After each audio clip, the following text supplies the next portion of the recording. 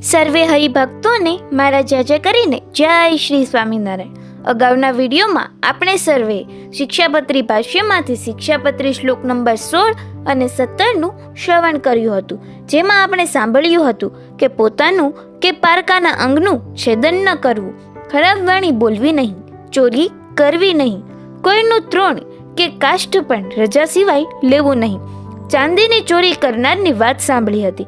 વેદના સમયનું ફળની ચોરી માટેનું દ્રષ્ટાંત અને કેવા સંજોગોમાં તમે મુઠ્ઠી અનાજ ચોરી શકો તેની વાત કરી હતી.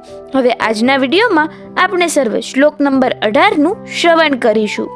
વ્યભિચારો ન કર્તવ્ય પુંભી સ્ત્રીભિશ્ચ માંશ્રિતેહિ ઘુતાદિ વ્યસનમ ત્યાજ્યમ નાદ્યમ ભંગાદિ માદકમ. અને અમારા આશ્રિત જે પુરુષ તથા સ્ત્રીઓ તેમણે વ્યભિચાર ન કરવો, જુગટુ આદિક જે વ્યસન હોય તેનો ત્યાગ કરવો, અને ભાંગ, મફર, માજમ, ગાંજો એ આદિક જે કેફ કરનારી વસ્તુ તે ખાવી નહીં અને પીવી પણ નહીં. સ્વામિનારાયણ ભગવાને સદાચાર ઉપર ખાસ ભાર મૂક્યો છે.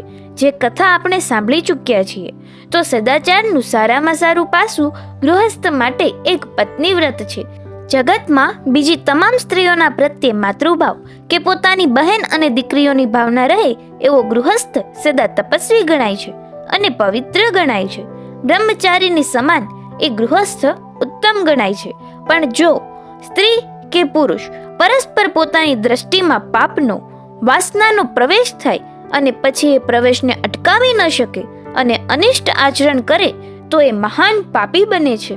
પોતાના ગૃહસ્થ આશ્રિતોમાં એવા પાપનો પ્રવેશ ન થાય એટલે પ્રભુ આજ્ઞા કરે છે કે અમારા આશ્રિત સ્ત્રી પુરુષોએ ક્યારેય પણ વ્યભિચાર કરવો નહીં. મનુ ઋષિ કહે છે કે સ્ત્રી કે પુરુષ વ્યભિચાર રૂપ પાપમાં ફસાય છે તો તેની લોકમાં, સમાજમાં ખૂબ નિંદા થાય છે.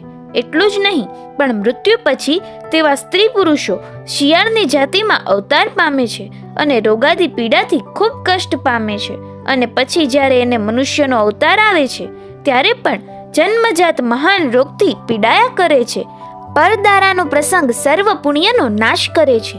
વિદુરજી એમ કહે છે, હરણમ ચ પર સ્વાનામ પરદારાભિમર્શનમ સુરદામ ચ પરિત્યાગ સ્ત્રયા દોષાક્ષયા વહાહા.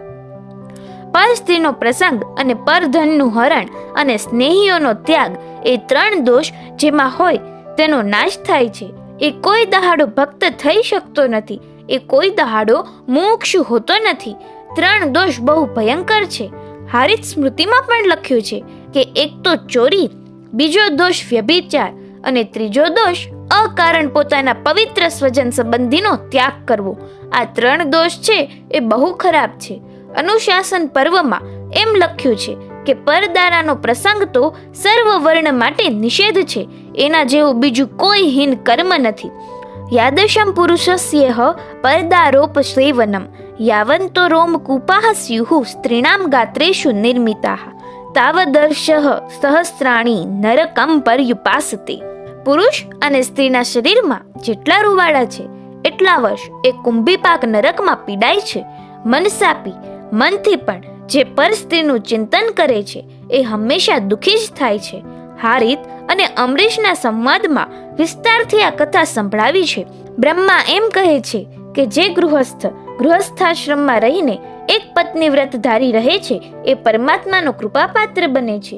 દેવલ ઋષિ તો એટલે સુધી કહે છે કે યજ્ઞ કરે કે ન કરે, તીર્થ કરે કે ન કરે, પરંતુ જે પુરુષ પોતાના નિયમમાં ચુસ્ત હોય તો યજ્ઞ અને તીર્થનું ફળ એને સહેજે સહેજે મળી જ જાય છે. અંગીરા ઋષિ કહે છે કે પર સ્ત્રીની વચ્ચેથી તો નીકળવું પણ નહીં. કોઈ બે પર સ્ત્રીઓ વાતો કરતી હોય તો વચમાંથી પસાર ન થવું, તથા બ્રાહ્મણ અને અગ્નિ વચ્ચેથી પણ નીકળવું નહીં. ભગવાન અને ગરુડજી એમના વચમાંથી નીકળવું નહીં. શિવ અને નંદી એમના વચમાંથી પસાર ન થવું. ગુરુ અને શિષ્ય વાત કરતા હોય કે ઊભા હોય તો એમની વચમાંથી પણ નહીં નીકળવું. પતિ અને પત્ની વાત કરતા હોય, ઊભા હોય તો એમની વચમાંથી પણ નીકળવું નહીં. અને બે સ્ત્રીઓ વાત કરતી હોય એમની વચમાંથી ક્યારેય પણ નીકળવું નહીં. પછી આ શ્લોકના પાછલા બે પદમાં દ્યુતાદિ વ્યસનમ ત્યાજ્યમ. હવે વ્યસનની વાત આવે છે. એમાં દ્યુત એટલે જુગાર એ ભયંકર વ્યસન છે.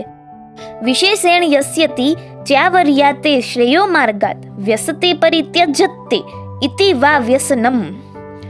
મોક્ષ માર્ગમાંથી જે પાડી નાખે, સુખના માર્ગમાંથી પાડી નાખે, એનું નામ વ્યસન. જુગાર વગેરે. જુગાર ભયંકર વ્યસન છે.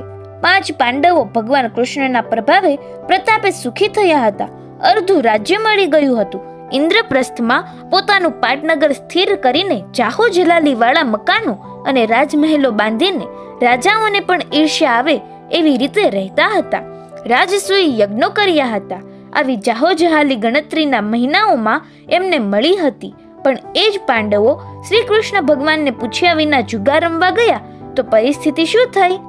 યુધિષ્ઠિરનો નિયમ હતો, કાંઈ પણ હોય તો દ્વારકાધીશને પૂછ્યા વિના પગલું ન ભરે, એમની સલાહ પહેલી લે. પણ કોણ જાણે કેમ જ્યારે દુર્યોધને જુગાર રમવાનું નોતરું આપ્યું ત્યારે પૂછવા જ ન રોકાયા. એ વખતે દ્વારિકાનો સંપર્ક સાધ્યો નહીં. ત્યાં જઈએ કે ન જઈએ એ પૂછ્યું જ નહીં. પરિણામ શું આવ્યું? એ જાહોજલાલી, એ પાટનગર, એ બધું જ પડી રહ્યું. 12 વર્ષ સુધી દુઃખ, અશાંતિ અને ઉદ્વેગમાં પરિભ્રમણ કરવું પડ્યું. અને પછી લાખોનો રક્તપાત વહાવ્યા બાદ રાજગાદી ઉપર બેસી શક્યા. જુગારમાં બિલકુલ સુખ નથી. એ સિવાય જે વ્યસનો સ્ત્રી, મૃગ્યા, મધ્ય, નૃત્ય, ગીત, રખડપટ્ટી, વાજિંત્ર, નિંદા, દીવાનિદ્રા, વૃથા ભાષણ, ખરાબ બોલવું, બજારમાં બેસવું, નોવેલો વાંચવી આદિ બધા જ વ્યસનો દુઃખદાયી છે. વ્યસનનો ત્યાગ કરે એ જ ભક્ત થઈ શકે. વ્યસન માણસને લાચાર બનાવી દે છે. વ્યસનો માણસને પરતંત્ર બનાવી દે છે. ભગવાનના ભક્ત હોય, મનમાં સમજતા હોય કે આ સારું નથી, છતાંય ખૂણે ને ખાંચરે અરે કથામાં બેઠા હોય છે. ઘણી વખત 3 કલાક કથા ચાલે, એ 3 કલાક પણ ન રહી શકે. એક બાજુ બેસે, કેમ ભાઈ અડધો કલાક થાય ને મારે 2 મિનિટ જરા બહાર જવું પડે, એટલે 2 ફૂંક મારી આવે પછી જ બેસે. તો પછી કથામાં શા માટે જગ્યા રોકો છો? એના કરતા ભલે ખાલી જગ્યા પડી રહે, પવનની અવરજવર રહેશે. વ્યસનનો જે ત્યાગ કરી શકતો નથી એને તો ભક્ત તરીકેની પદવી પણ મળતી નથી. ભલે ગમે એવી જાડી કંઠી નાખતા હોય કે મોટામાં મોટી સાઈઝનો ચાંદલો કરતા હોય, પરંતુ જો વ્યસન છોડી શકતા ન હોય તો પરમાત્મા કહે છે સામાન્ય ભક્ત તરીકે પણ એની ગણતરી થતી નથી. ભક્તમાં એની ગણના જ નહીં, કારણ કે એણે વ્યસન છોડ્યું નથી. એ 2 વસ્તુ તો બને જ નહીં. શતાનંદ સ્વામી કહે છે આ મનુષ્ય દેહ ઈશ્વરે આપ્યો છે. અન્ન અને પાણી એ 2 વગર ચાલે નહીં. ખોરાક અને પાણી એ તો જોઈએ, પણ એ સિવાયનું જેટલું પેઠું એ બધા જ વ્યસનો છે. ઘણા સજ્જનોને એવી ટેવ હોય છે, જ્ઞાની હોય, ડાહ્યા હોય, સમજુ હોય, છતાં સવારના પહોરમાં ઉઠે, નાહવા ધોવાનું તો પછી, પૂજા પાઠ તો વળી પછી, પણ પહેલા જ એ કંઈક ખખડે, થોડા પ્રાઇમસના અવાજ આવે અને થોડા કાચના કપ રકાબી ખખડે, પછી જેને ચેન પડે. આ વ્યસન નહીં તો બીજું શું? એટલે આવું ભગવાનના ભક્તને શોભે નહીં. એટલે જેના વગર ન ચાલે. ઘણા કહે છે આપણને જમવાનું ન હોય તો નભી જાય, પણ રકાબી તો જોઈએ જ. એનું જ નામ વ્યસન છે. દરરોજ આપણે અનાજ ખાઈએ છીએ, એકાદશીના દિવસે અનાજ નથી ખાતા.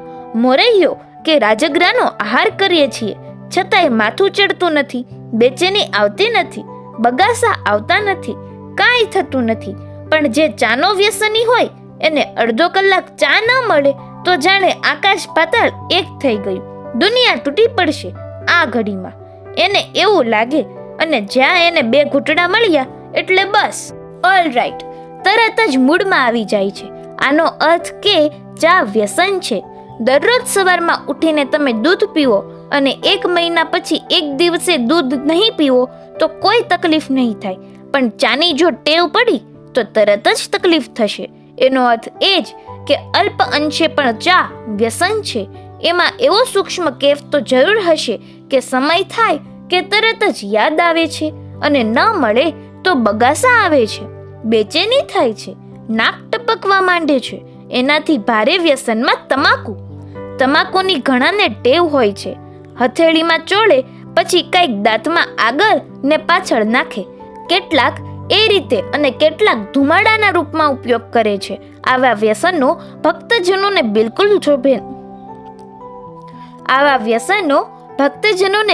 શોભે નહીં. વ્યસન ધનનો નાશ કરે છે, વ્યસન શરીરનો નાશ કરે છે અને વ્યસન બુદ્ધિનોય નાશ કરી નાખે છે. શરીરનો નાશ એટલે આરોગ્યનો નાશ, ધનનો નાશ એટલે પૈસા વેડફાય છે અને બુદ્ધિમાં નાશ કરે છે એટલે સારા સારનો વિચાર કરવાની શક્તિ ચાલી જાય છે. ભગવાનના ભક્તે ક્યારેય પણ અલ્પ કે મહત, નાનું કે મોટું એવા કોઈ પણ વ્યસનને આધીન બનવું નહીં. ભગવાનના ભક્ત થઈને જે વ્યસનો રાખતા હોય તે તો સોનાની થાળીમાં લોઢાના ખીલાની જેમ શોભે જ નહીં.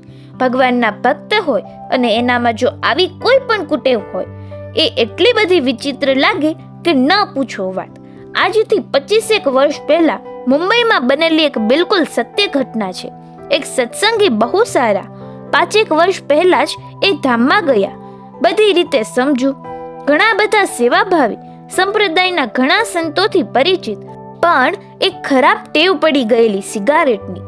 તિલક, ચાંદલો, માળા, કંઠી, પૂજા, ધર્માદો તમામે તમામ લક્ષણોમાં સંપૂર્ણ, પણ આ એક સફેદ બીડીની ટેવમાં ફસાયા હતા. પેઢી ઉપર બેઠા હોય એ પેઢી પણ એવી જ.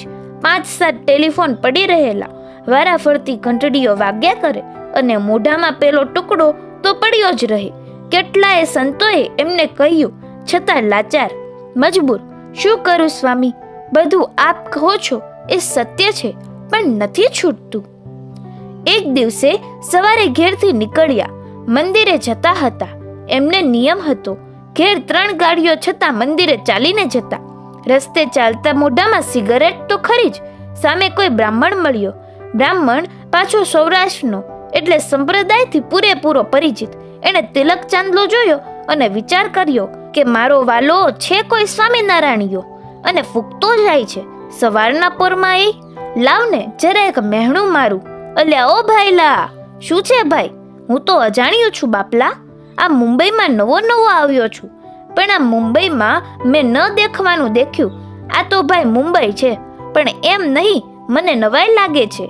પણ કાંઈ બોલો તો ખરા, શું દેખ્યું? બ્રાહ્મણના ઘરમાં હાડકા દેખ્યા. એટલે પેલા હરિભક્ત કહે છે, તમે કોણ છો? હું બ્રાહ્મણ છું. તો મહારાજ તમે ભૂલા પડ્યા હશો, એ બ્રાહ્મણનું ઘર નહીં, કોઈ માછીમારનું ઘર હશે. આ તો મુંબઈમાં ઓળખાય નહીં એવા કપડાં બધા પહેરે છે. બ્રાહ્મણ કહે, નહીં નહીં, હું જાણું છું, એ બ્રાહ્મણનું જ ઘર અને એમાં હાડકા હતા. 2-4 વાર પેલા દાઢમાંથી દાબીને બોલ્યા. હરિભક્તને સમજાયું નહીં. પછી બ્રાહ્મણે ફોડ પાડ્યો, જુઓ તમે કેવા છો, સારા કપડાં, ઉજળો વાન, તિલક ચાંદલો, કંઠી, બ્રાહ્મણ જેવા જ છો ને. આ મોઢામાં શું છે? મુંબઈમાં મેં આ નવું જોયું. આ તમે બ્રાહ્મણ જેવા દેખાવ છો અને આ મોઢામાં રહ્યું હાડકું. કોણ જાણે કેમ ચોઘડિયું કામ કરી ગયું, ફેંકી દીધી, કંપારી છૂટી ગઈ. અજાણ્યો માણસ મને શું કહી જાય છે? બસ ત્યારથી સિગારેટ તરત જ ગઈ. વ્યસન છોડવું હોય તો શૂરવીરતા જોઈએ. મિતાક્ષરા ટીકામાં યાજ્ઞવલ્ક્ય ઋષિ કહે છે કે તમારું ધન, તમારું કૌટુંબિક સુખ અને તમારો સામાજિક મોભો યાજ્ઞવલ્ક્ય સ્મૃતિમાં વ્યવહાર, સમાજની વાતો બહુ સુંદર સમજવા જેવી આવે છે. એટલે તો શ્રીજી મહારાજે યાજ્ઞવલ્ક્ય ઋષિની સ્મૃતિને શિક્ષાપત્રીમાં સ્થાન આપ્યું છે. ઋષિ કહે છે કે તમારો સામાજિક સ્તર, ઘરમાં શાંતિ, સંપ જો જોઈતા હોય, જો તમે ઈચ્છતા હો કે તમારા બાળકો, સંતાનો સુસંસ્કારી બને તો વ્યસનોનો ત્યાગ કરજો. જો વ્યસન રાખ્યું તો તમે બધી રીતે દુખી થઈ જવાના છો અને ભાંગ, ગાંજો, અફીણ આદિ માદક વસ્તુઓનું તો ભક્ષણ કરવું જ નહીં.